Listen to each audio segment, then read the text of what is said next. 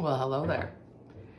This is Diana at Farmish, and I wanted to talk through a little bit of what I'm planning to do for garden seasoning 2024.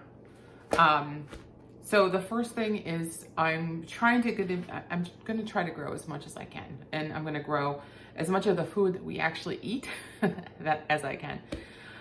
One of the biggest goals for 2024 is growing enough popcorn for my kids. They are popcorn fanatics. We go through, we've weaned them off of the packaged popcorn, and we've moved them towards more of the holistic stuff. And we were able to purchase a good deal of popcorn from the farmer's market this year, which is a really good strategy to start with, because then you know that they're going to eat it. So hold on, I'm going to show you what we got.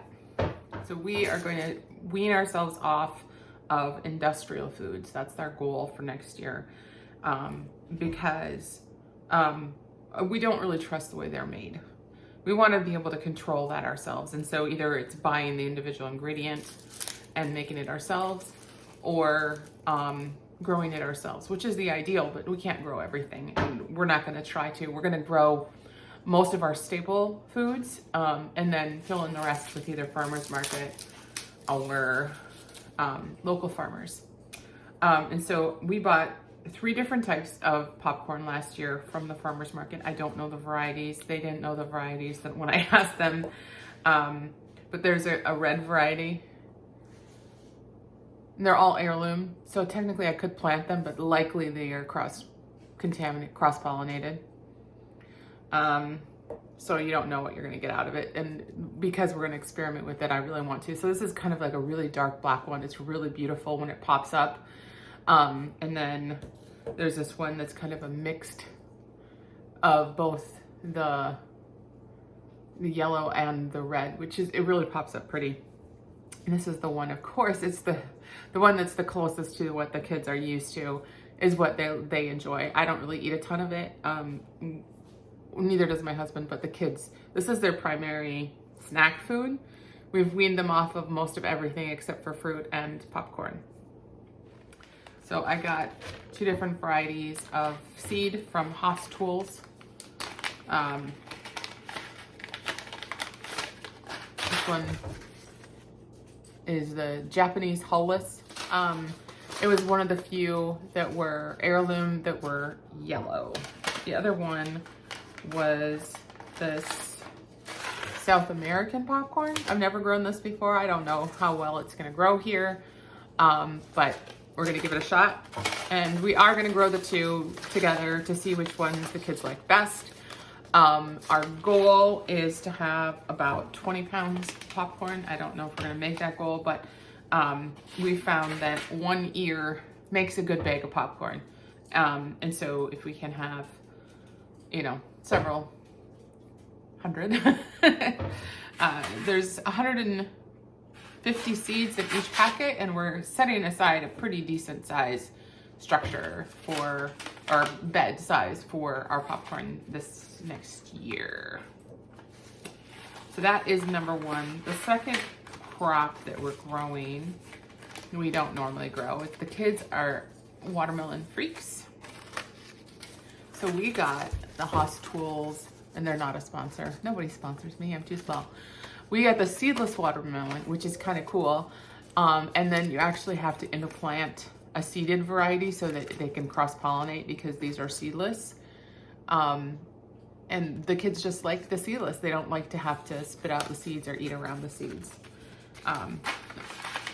We'll try to get them to, eat the seeded, and we'll wean them off of the seedless, but it's a process when you have your kids and they're used to all these industrial foods, and then you take several, it takes a long time for them to get used to, not having the chips and the pop. And, if you're used to the standard American diet for years and years and years, and you all of a sudden switch them over, you're going to get some very unhappy children.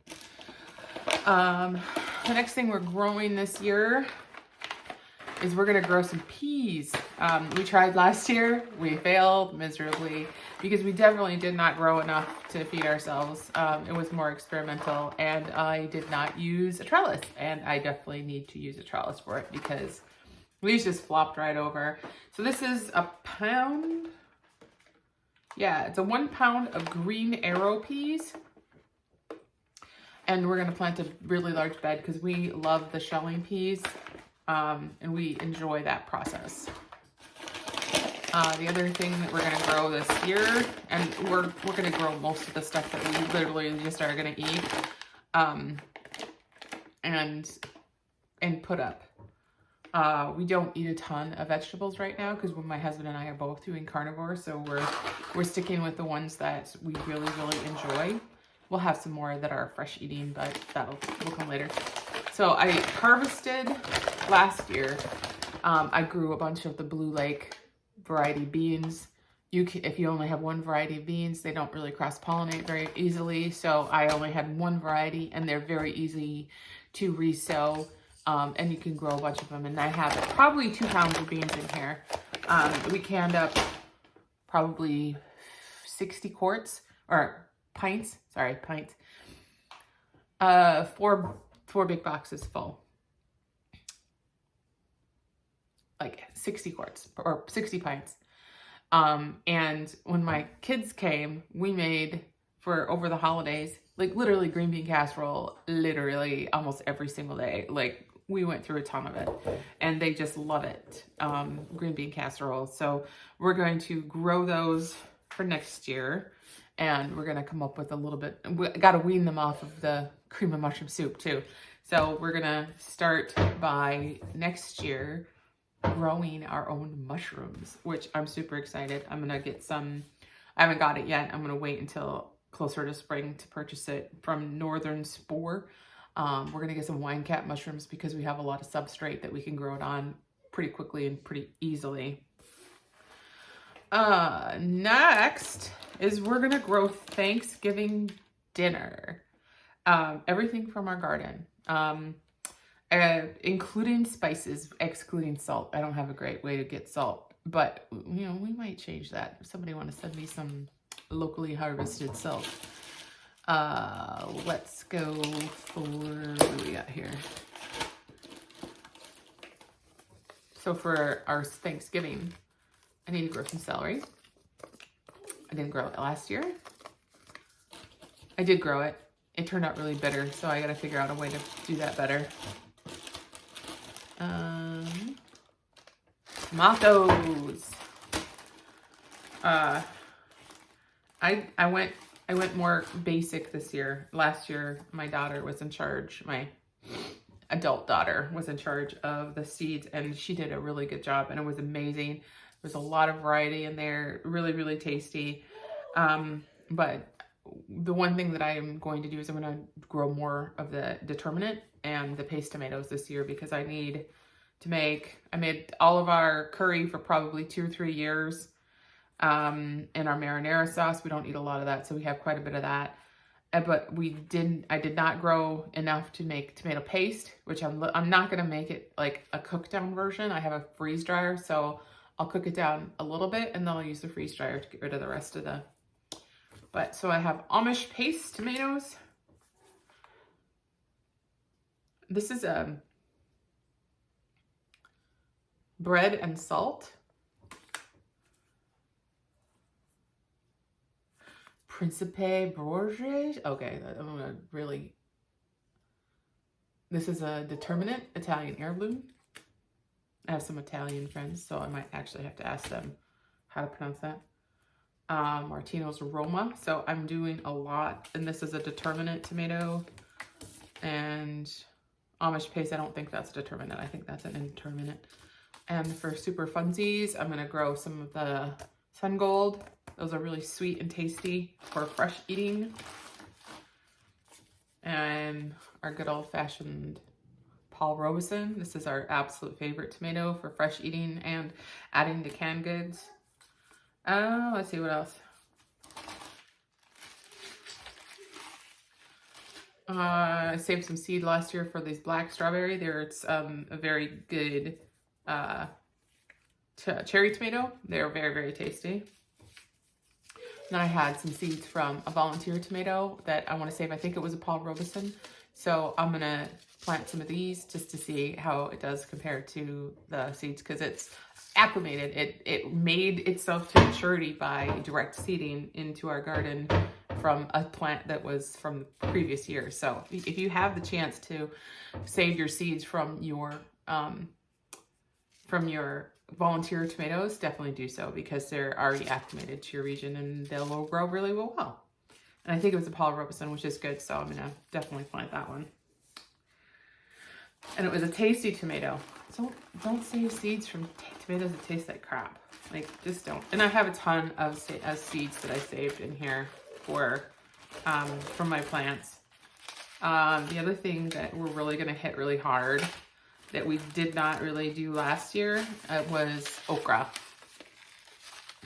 I planted very sparsely planted a row of okra, and it produced enough for me to go out there and eat like the okra plants, but not enough for me to save anything and put up anything. So we're gonna hit it really hard this year with okra. Back to Thanksgiving, we have potatoes that we're gonna grow. We grew about 300 pounds of potatoes last year. We're gonna have to do something with them. They are, we don't eat them a lot. Mostly it was for food safety and security. So we're gonna have to figure out something to do with those. Probably boil them up, mash them, and freeze dry them. And, you know, just have bags of mashed potatoes in case of, you know, emergencies. The herbs, whatever you want to call them, we're going to grow this year. We grow sage, thyme, basil, and oregano for various dishes. Also, let's see, we've got our peppers.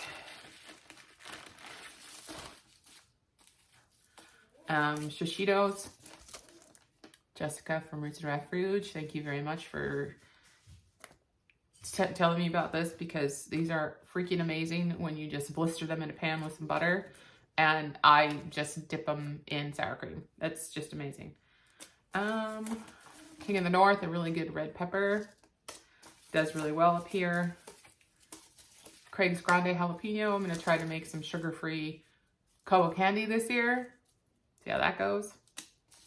And I got a couple of them that I saw on somebody's blog or on a video. Lipstick peppers. This was Sarah from Living Traditions Homestead. Thank you, Sarah. I'm going to give these a try.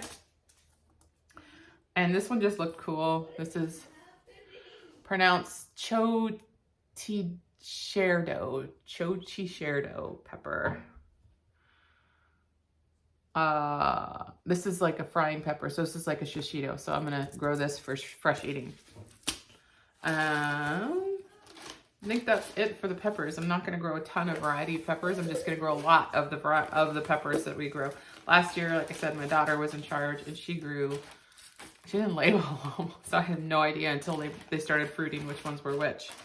Last year I grew a lot of, it's called like gochugaru pepper, because I thought I was going to make a lot of kimchi, and then my cabbage crapped out, so I'm not going to do that again. I have plenty. All right, what else are we going to grow?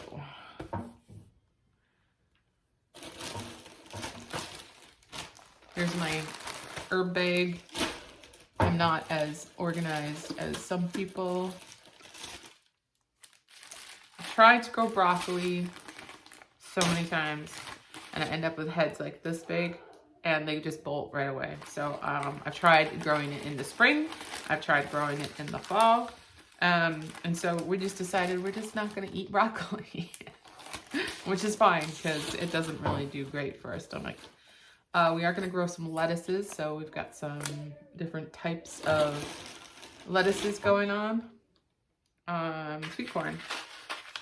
We did grow an heirloom last year. It wasn't the best. I didn't like it nearly as much as we don't really eat a ton of corn, but I want enough to have some for Thanksgiving. So we're gonna grow a small bed of peaches and cream, or Burpees Triple Crown. But these are great. They're hybrids, but they are really good.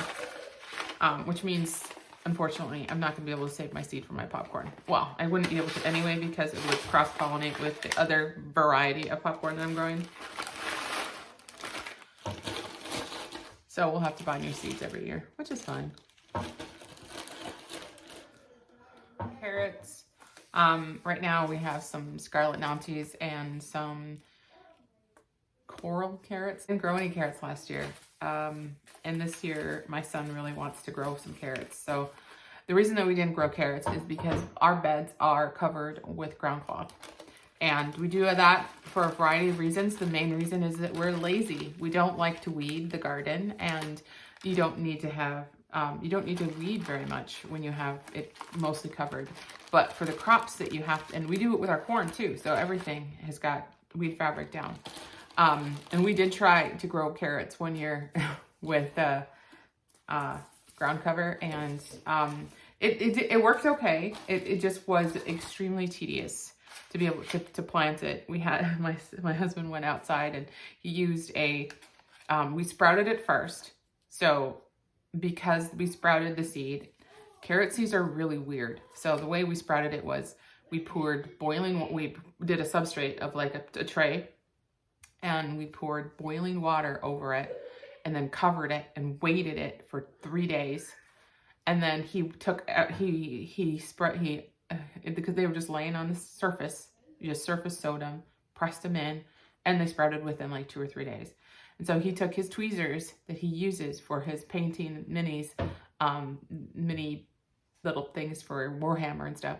And he went outside and he took those, and he took it and he planted each one by one by one. It took him all day to do it, and he was so mad afterwards.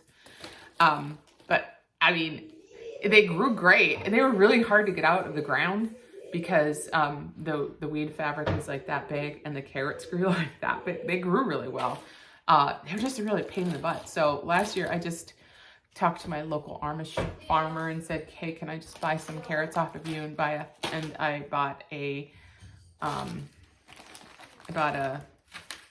bushel of carrots, and we still have them. So the only reason that I'm going to do carrots next year is because my son wants to do it, and my kids are, if they get interested in growing something, we do it. So he's going to decide how he wants to handle it. If he wants to do, and I think I actually know how we're going to do it. I think we're going to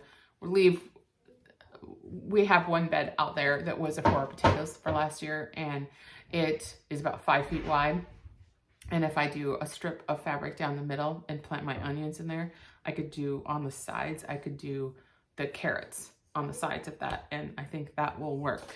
And that has had coverage for over a year out for the bed. So hopefully we won't have so much weed pressure to get through on that. And I might buy a wheel planter for that. So anyway, that's a lot of what we're going to grow next year. We're probably going to grow more herbs, and we did medicinal herbs last year. We did a lot of chamomile. We did tea herbs, which we're going through pretty quickly, so I don't know that we'll have a ton left. We still have yarrow plant that we have there. I hope the chamomile will come back. I don't know if it will.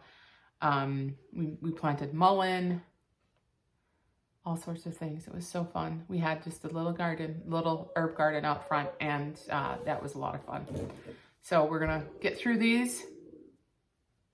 We have a 25-pound bag of mushroom popcorn that we got from Azure Standard that we're gonna get through. And then next year, we're gonna be on all of our own popcorn. Fingers crossed. All right, so back to Thanksgiving. We are going to grow our own turkeys for the first time.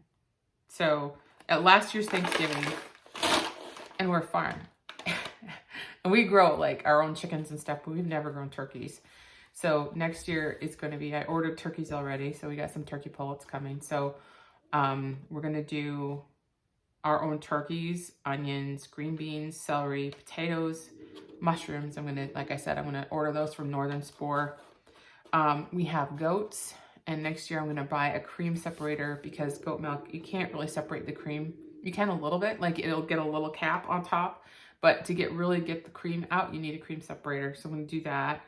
And we're gonna separate the milk from the cream and make our own butter and make our own goat dairy products, make a lot of cheese. I might have to show you our cheese next time, but the biggest cheese that we usually make is mozzarella because my kids actually have a dairy allergy to cow milk and love pizza.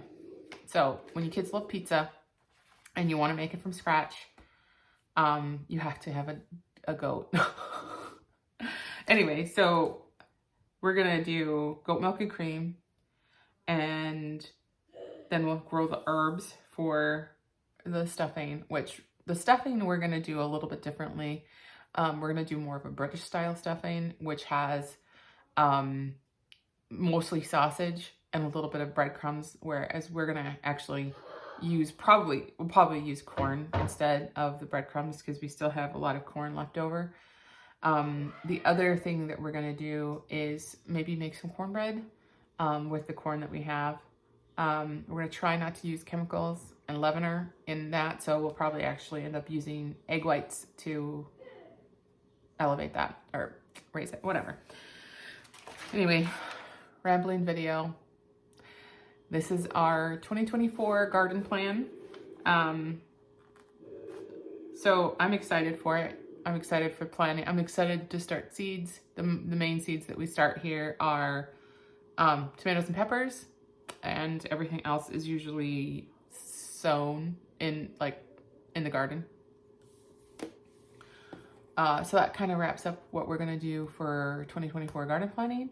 I've got the pantry challenge going on right now, so you'll probably see some videos coming out on that. And I'm gonna try to keep up with my channel. Thanks for watching. See you later. Bye.